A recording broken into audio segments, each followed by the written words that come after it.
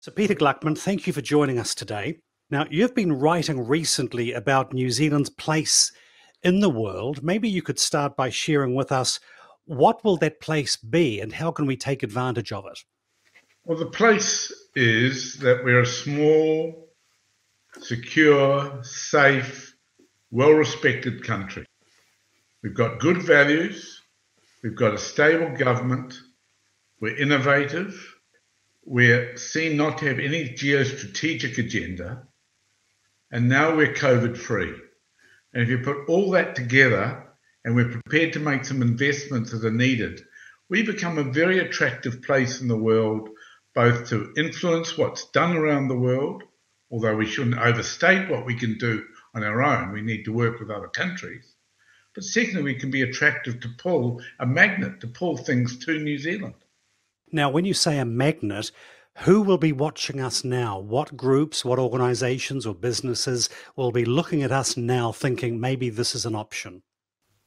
If we think about the dynamic digital sector, the dynamic entrepreneurial sector, your geographical position in the world is not as disadvantageous as it used to be, because we're now more connected.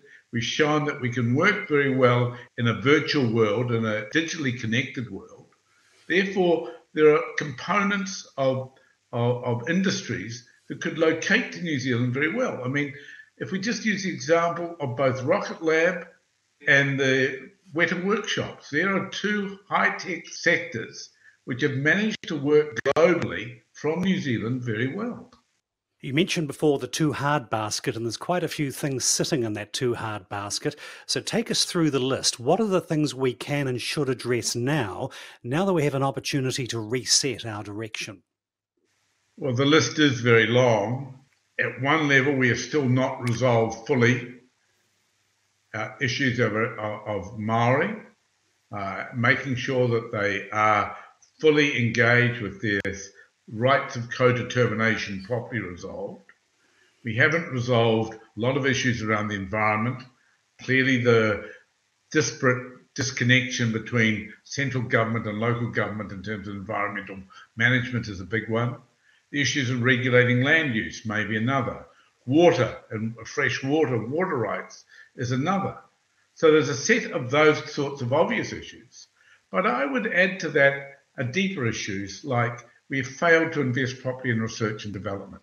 We need to invest much more. We're one of the lowest investors in R&D in the Western world. And we've seen in the last little while how important R&D is to development. Our universities are struggling in different ways. We need to look at them. We need to look at the CRI system.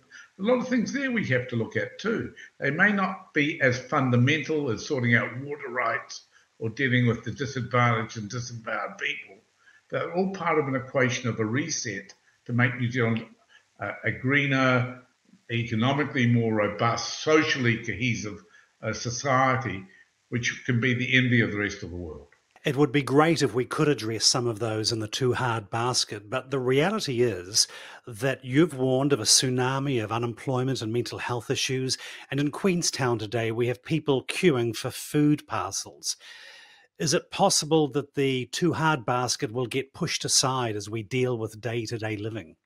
Well, I think that is the dilemma. Unfortunately, New Zealand has had a culture of short-termism. She'll be right. We'll find a way through. We'll deal with the issue today and worry about the issues tomorrow when they emerge.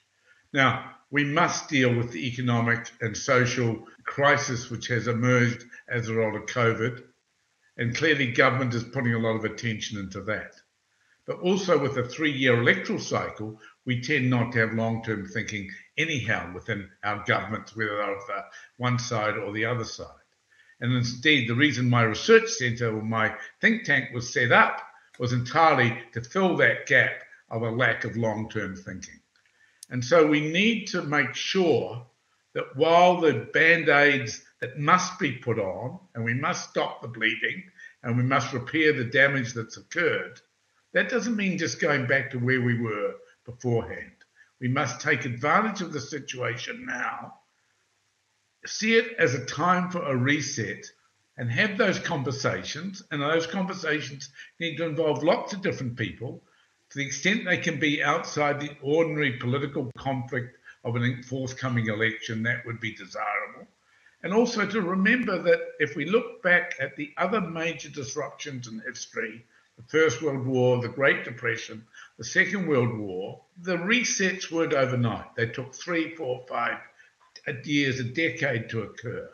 But what those inflection points did was they stimulated conversation at the policy level and in the broader community for change. And what I think COVID does is it stimulates a discussion and starts a discussion for change of what kind of New Zealand we want over the next 20, 30, 40 years. And I sense from the discussions I've been involved in that people outside the immediate political community are very keen for those discussions to happen. The decisions that are made now should not constrain the possibilities for the future. Well, it's understandable that many people just want to get back to the way things used to be, but you've got some bad news for them, haven't you? Well, I mean, some people will get back to a life as it was pre-COVID, but an incredible number of people will never get back to a life that was pre-COVID.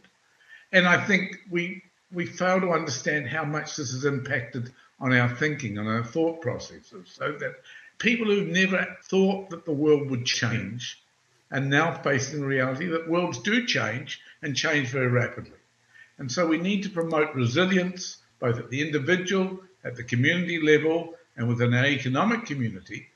And in doing so, I think people realize that we can do better, we can move faster. Look how fast the country moved to a different way of operating. Yes, there's a lot of tragedy, unemployment, businesses lost, and this just has to be addressed. But that doesn't just mean putting it all back to where it was in 2019. People who already were struggling may be struggling more because of COVID and the economic downturn, the unemployment, etc., etc.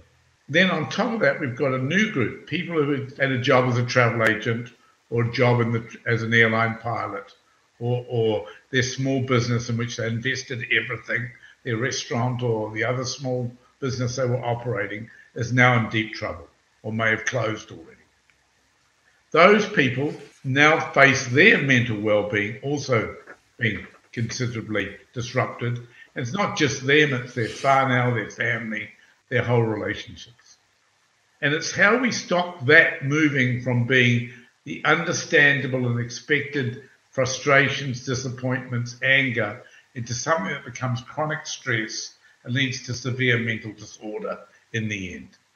And we know a lot about that, but it's hard to do because it's actually about restoring a sense of empowerment to people. Part of that comes from the kinds of fiscal supports we're giving, but a lot of it's about community support. One of the things that's really impressed me in this pandemic has been how iwi have looked after their whānau and their people in a very collective way without waiting necessarily for the government, even though the iwi may have limited resources. And so I think the collective sense of community, of empowerment, reducing the depth of control that bureaucracies like to have over vulnerable people is important in maintaining well-being. Beyond that, we obviously need to think about how are we going to provide for the large number of people who will need some level of support over their emotional distress. 20% of people can be expected in any 1 year to have some disruption to their mental well-being. 3 to 5% of those will need serious support in one way or another. But we know those numbers will now be much elevated by virtue of COVID. We don't know how much more, but it might have even doubled. And so that there are a lot we need to do, but it needs to happen largely in the community. But it requires an holistic approach.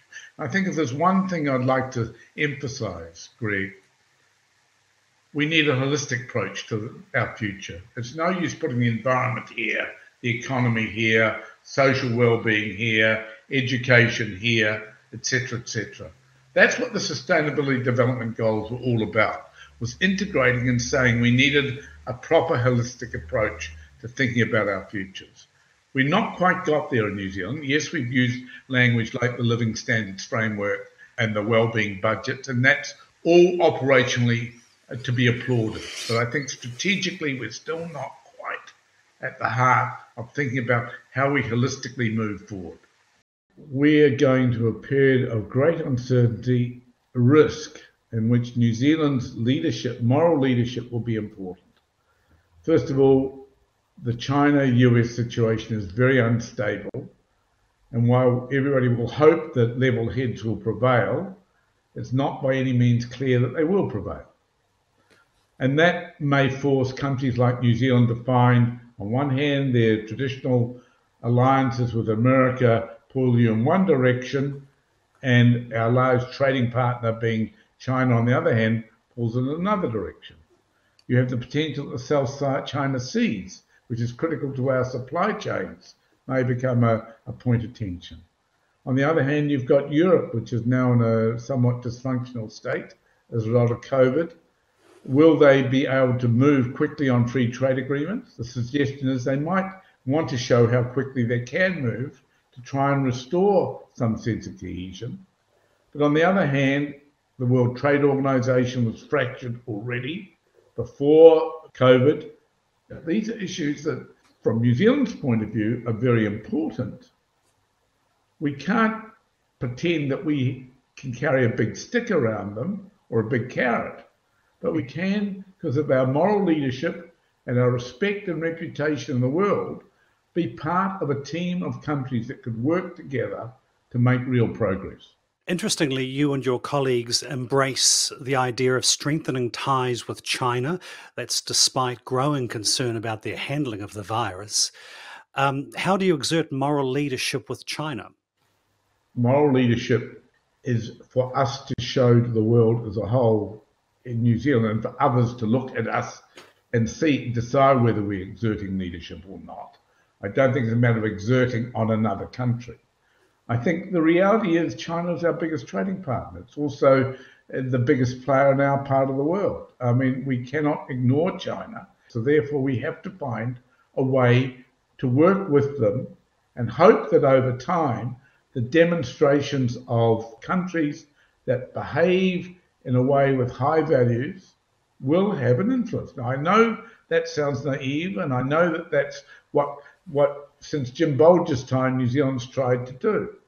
But the reality is we can't separate ourselves from the fact at this stage they are the biggest source of our biggest markets. No, but critics might say to you, we can't separate, but we shouldn't put all our eggs in one basket. I would agree absolutely with that. And I think if you think about our reports, we've actually said we need to diversify our markets and diversify our products. But that takes time. It doesn't happen overnight. And I think New Zealand Trade and Enterprise, and they've been trying to do that for a long time. But the size of the China market is so much easier for our individual traders. You pointed to some smaller nations, including Japan, as a potential partner in the future. Any others? Singapore? New Zealand's already been working with a lot of other small countries, like-minded countries. We've worked with them well in different ways in the past. We can expand that group. We can show, there are many other small countries that are trying to follow the rule of law, trying to promote the interests of their citizens, and who have got interest in a multilateral, rules-based order in the world, would like to see organizations like the UN system restored, revamped, refurbished, whatever language you want to use. World Trade Organization, the World Health Organization has now become a point of focus, for example. The interests of small countries to work together to see that the interests of those countries that are not part of G20, not part of G7, are properly heard in those corridors of international power and decision making.